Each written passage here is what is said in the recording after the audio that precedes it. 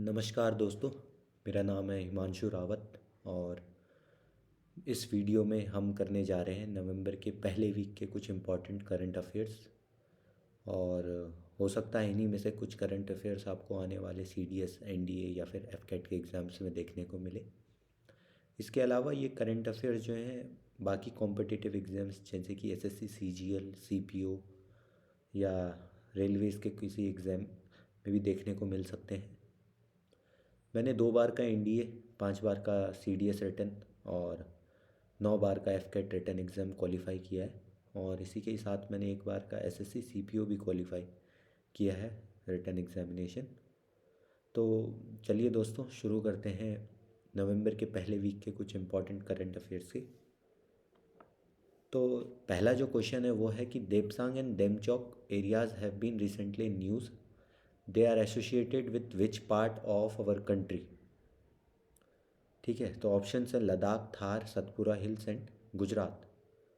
तो अगर आप अपडेटेड रहते हैं, न्यूज़पेपर रेगुलरली पढ़ते हैं, जो कि एक इम्पॉर्टेंट चीज़ है मेरे हिसाब से एसएसबी की तैयारी के लिए, और एसएसबी नहीं, रिटन की एग्ज़ाम्स की तैयारी के लिए भी मेरा ये मानना है कि काफ़ी इम्पॉर्टेंट है न्यूज़पेपर्स पढ़ना।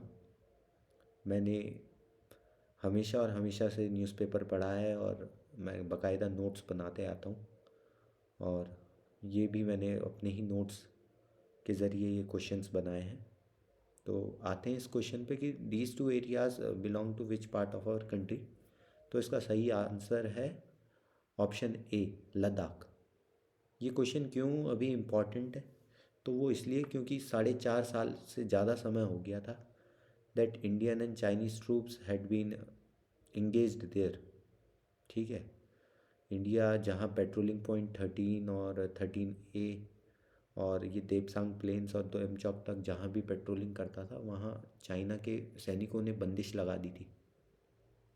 ठीक है, तो हाल फिलहाल में the deadlock has been ended and the status pro COVID phase has been resumed.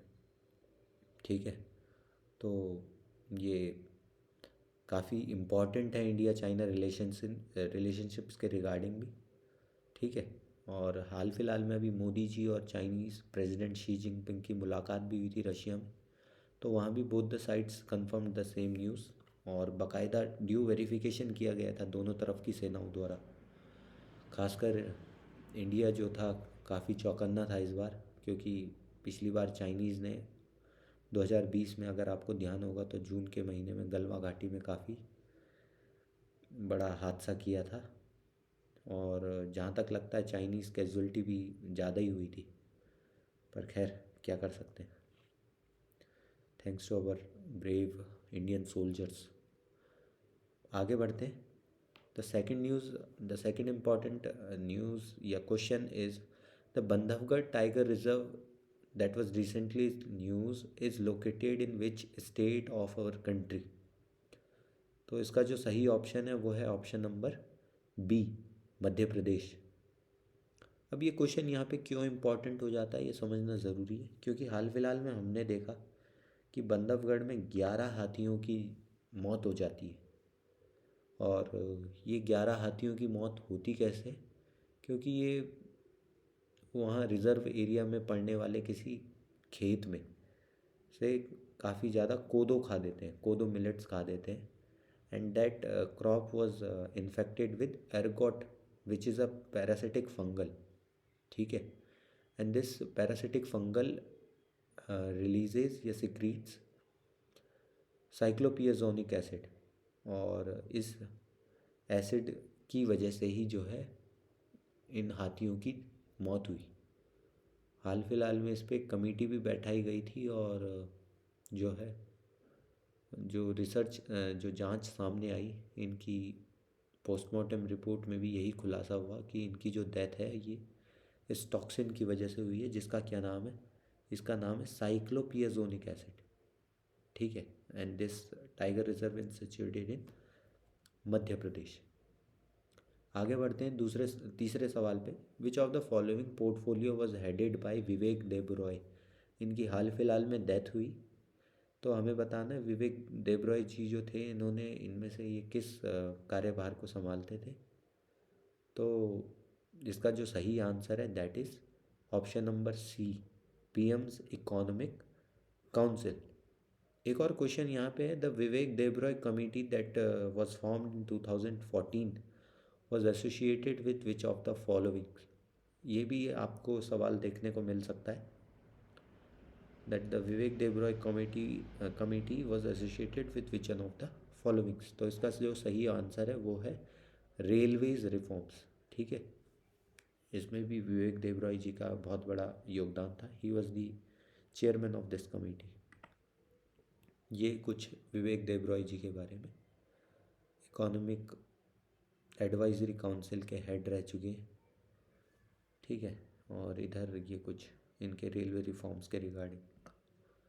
Now next question is regarding sports. तो which cricketing nation recently became the first ever cricket team in the history to whitewash a 3 or more matches test series against India in India.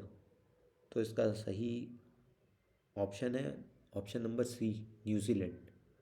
ठीक है, हाल फिलहाल में 3 मैचों की श्रृंखला थी भारत और न्यूजीलैंड मेंस की बीच, तो जिसको न्यूजीलैंड ने 3-0 से जीता। और ऐसा पहली बार हुआ है कि इंडिया अपने ही देश में 3 या इससे ज़्यादा मैचेस की टेस्ट सीरीज़ को बिल्कुल क्लीन स्वीप से हारा हो।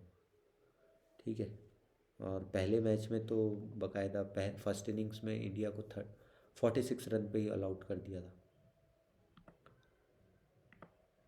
अगला सवाल, the device that has recently been use to discover a Maya community by archaeologist in Mexico. तो ये जो डिवाइस है इसका क्या नाम है?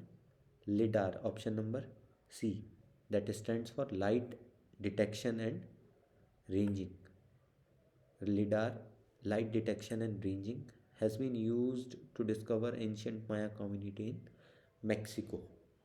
ठीक है, मेक्सिको के जंगलों में इस डिवाइस की मदद से पाया गया। This device is a remote sensing device that uses light in the form of pulsed laser to measure distances. It also comprises of a GPS, a receiver and a scanner। ठीक है, ये बाकी details आप देख सकते हैं। Next question is the second world paragliding championships Asian tour is being held in which Indian state. तो इसका जो सही ऑप्शन है again option number c, Himachal प्रदेश।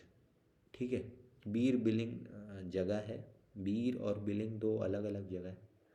एक जगह से लॉन्च होते हैं और एक तरफ लैंड होते हैं, तो वहाँ जा कर के ये पैराग्लाइडिंग वर्ल्ड कप चल रहा है नवंबर के पहले हफ्ते में। 94 इंटरनेशनल पैराग्लाइडर्स। तो ये थे कुछ इम्पोर्टेंट खबरें, और उम्मीद है आपको ये सब न्यूज़ समझ आई होंगी। आप इनके नोट्स बनाओ। अभी एनडीए के एग्ज़ाम में भी लगभग 5 महीने हैं, एफकेट के एग्ज़ाम में लगभग 3 महीने बाकी हैं। अच्छे से आप तैयारी करते रहो, और हो सके तो आगे भी ये वीडियोस देखते जाना, और उम्मीद है आपके लिए ये वीडियोस काफ़ी मददगार होंगी। बने रहेंगे हम आपसे आगे भी एफकेट या फिर मैथ्स के किसी और सेशन में, और आगे भी आपके लिए लाएंगे ऐसे ही इम्पोर्टेंट करंट अफेयर्स की नेक्स्ट सीरीज़। तब तक के लिए धन्यवाद। जय हिंद, फिर मिलेंगे।